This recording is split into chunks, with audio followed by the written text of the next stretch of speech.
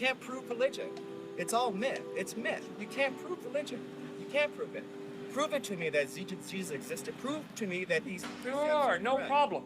I'll prove to you Jesus if you first of all prove to me Napoleon.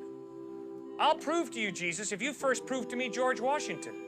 I'll prove to you Jesus if you first prove to me George Washington Carver. Don't prove the person's existence. I'm saying prove the ideas that the person talks about. Prove to me what there's a heaven that's up there.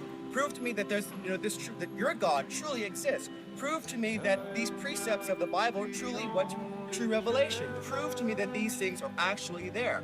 I'm an empiricist. Prove to me that they're there.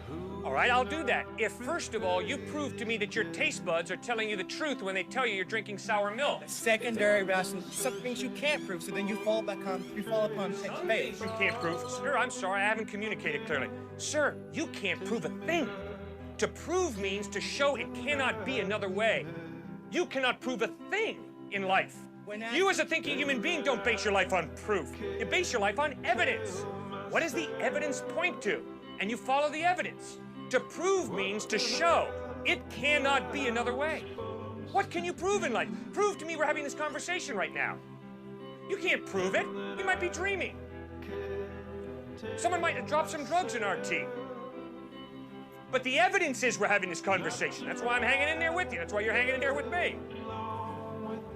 Evidence. Okay, so the evidence is God exists. The evidence is the order and the design of the cosmos point to an intelligent mind. Moral absolutes point to some moral giver, lawgiver. Life comes from life. Never once have I ever seen life come from non-life. An atheist is someone who says, oh yeah, at some point, somewhere, at one time, in La La Land, life came from non-life. And I'm saying, all of my experience shows me life comes from life. Never once have I seen life come from non-life. Fourth piece of evidence, free will. If there is no God, you're just a hunk of biochemical reactions. That's all I am. You're not free. You're determined by your biochemical reactions, so am I. I'm sorry, I judge myself at night. I say, you know, Cliff, when you spoke to that student, that was pretty rude. When you spoke to that student, boy, you displayed a lot of patience, man. Tomorrow do that again and don't do that. I judge myself, I critique myself. I'm free. I don't have to do what I do. Well, if I'm free, it means there's more to me than just my biochemical makeup.